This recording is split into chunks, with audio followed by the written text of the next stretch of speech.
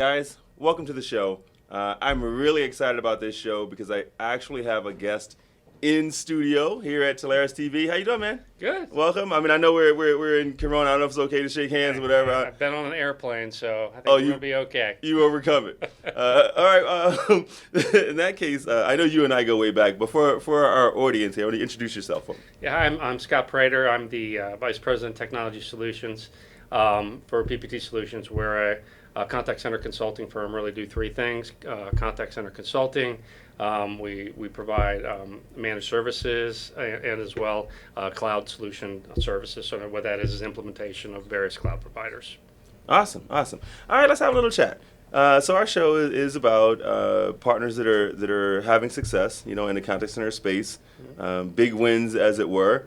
So we're going to talk through one of yours and let people kind of get an idea of what you guys bring to the market and what's making you successful. So Sure. We're going to run through the regular 5 bullet point case study, okay? We're just going to make it a little bit more entertaining than them reading it, okay? Sounds great. That's the plan. So first, tell us what you can about the company. Yeah, so it's the company's, how do I put it? They're a multinational conglomerate. So in other words, they're a global company, have a lot of different lines of businesses, doing a lot of different things. Okay. If you look at how we related to them originally, we had a relationship going back about 3 years ago with one of the business units and had done some consulting for them, done a little bit of managed service with their call center for them, and quite frankly hadn't done anything in about 2 years for them. Oh, wow. Okay. And then, we, as you always should do, we kept that relationship warm, and we got a call and said, hey, there's a need in another division, and it's kind of how it all started. And I think it's important to point that out, right? Because a lot of partners, they ask about, how do I get into this or how do I sell contact centers if I'm not doing it already? And in reality, it's no different than what we talk about in general, which is maintain the relationships that you have, right? Yeah. Keep those healthy, sell into them. I mean, obviously you guys were selling them other things, but because you maintain that relationship that you were around, so to speak, right? Yep. When it came time, and you got the recommendation from within. So that's awesome. So you hear from this one company that there's another division that has an issue. What was their problem? Why were they even looking? They basically they were rolling out some new services globally, and they'd had some challenges in one territory, and they were getting ready to launch in another territory, and we got approached originally about a technology challenge, right? Okay. So in other words, we had some challenges with the contact center technology. Want to talk to you about that. That's how it all started, but it expanded as soon as we had that conversation. What we found out is not only were they need help trying to figure out what technology to use in other geographies outside of North America, but also they needed about 5,000 BPO agents in about 90 days. Okay. All right. 90 So, days? 90 days. 5,000, no big deal. No big deal. 5,000 agents, 90 days. Wow. Okay.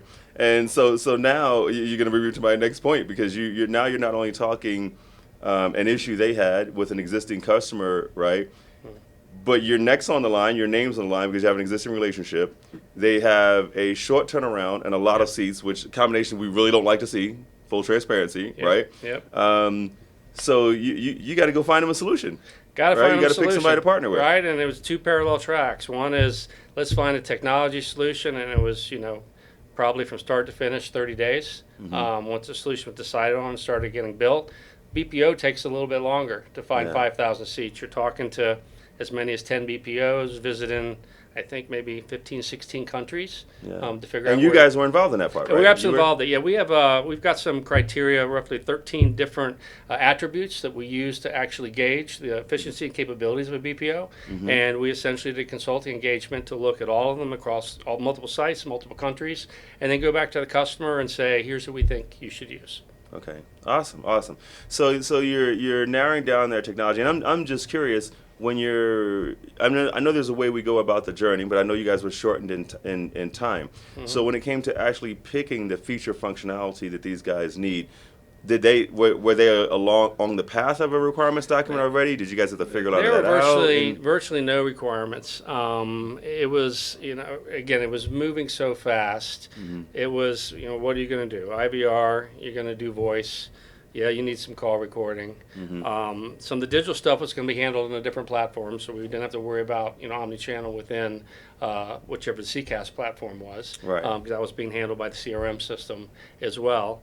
And at the end of the day, since there were BPOs involved, multiple companies, you have to find a way to make everybody run their regular business, right? Gotcha. Yep. So Okay. everybody had their own unique workforce systems, and you had to make sure they were getting what they needed out of the CCAS platform to ultimately run their business. Wow. Wow. So you guys are really driving that. Not really able to take a more of a backseat approach. You're kind of Yeah. driving that at that point. All right, so you figured out the solution, right? Yep. You figured out how to resolve their issue. What was the implementation like? I mean, we all have, when Yeah. we're talking the components of a BPO and that many agents, Yeah, and again, parallel kind of fear tracks. comes a little bit. I mean, if you're going to bring in 5,000 agents that aren't agents today, there's your classic hiring training ramp that we had to manage all of that and how to get that done. As an example, at one point when we were doing the technology training, we had about 100 trainers fly in and do a train the trainer model in one country. So it kind of gives you scale and how you have to do things when you want to do them that fast. And then on the technology track, again, that was, I don't want to say it was easier, but it was more well defined, and you knew how to get from point A to point B. When you're dealing with all the different dynamics of different companies and honestly hiring ramps that are just insane, you're having to equally manage the technology and the BPO because it has to come together to deliver for the customer. Yeah. Speaking of coming together, one of the things that we talk about when we talk the digital transformation, you know that you guys have your own process that you follow as well. We harp on. I try to get partners to understand the importance of alignment, right? When you're trying to keep your customer and your supplier and your master agency representative, you're trying to keep everyone aligned. And the larger the organization that you're dealing with from a customer perspective, the more moving parts there are of keeping alignment, especially in something of this magnitude. And again, with the added pressure of the need to have a quick turnaround, right? So how do you do that? How do you guys do that? It's not easy, quite frankly. I mean, have you heard the term herding cats, right? I mean, herding cats. And if you look at on the digital side again, the digital side was on its own track, so it wasn't overly cumbersome. From the standpoint, there was an entire CRM system that also needed to be deployed. We weren't necessarily involved in it, but we were involved in the digital components of it.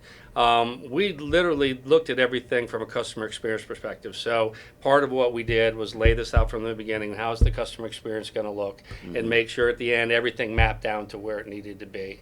Especially when you're doing something like this, when you're trying to pick up something was done somewhere and replicate it somewhat in a different geography, as an example. In North America, we're still predominantly deal with phone calls. Right. If you go to South America or if you go to Europe, everybody's doing digital interactions, and you see a lot more chat, right? So from the standpoint of just trying to balance the right number of agents to the right things, or the type of things you have to take in consideration in that process. All right. So now, I mean, you've gone through a lot. You've herded the cats to somewhere where they wanted to be, where you taught them they needed to be, right? Taking a quick look back, what's the status of the account now? How are they doing? Well, just want to add one thing, Brandon. So this COVID-19 thing, which kept me off airplanes for 12 weeks, it's the first time in 12 weeks airplane. About 3 weeks before everything launched is when everything started shutting down globally. So that hit in the middle of your right in the middle of the thing, and about literally 3 weeks before it launched, we had to figure out how to bring about 2,500 agents out of brick and mortar buildings to home agent. So that is really, I think, the biggest challenge from a technology perspective. I mean, think about all these BPOs and all these companies, they know how to do home agent. Yeah. But nobody ever plans for, I need to send 50% of my brick and mortar home. Right. And not instantly, which is not basically instantly, what we were hit with. And how do you do that? And that's the beauty of the CCAS platform is they enable it, right? They make it easy. You run some tests, you make sure their home environment is good enough from a network perspective, and you can get them up and going. And we developed basically a checklist that every single agent can run, some software they could run, and we could say yes or no, this is going to work. And we were able to make that flip. So today they're still running that way. There's still a significant number of agents from home. I mean, it's one of these programs that they ramp initially very big, and then it scales back after the initial ramp. Very much like the seasonal holiday type ramps, right? So today, basically they've been into it, 120 days now they've been live.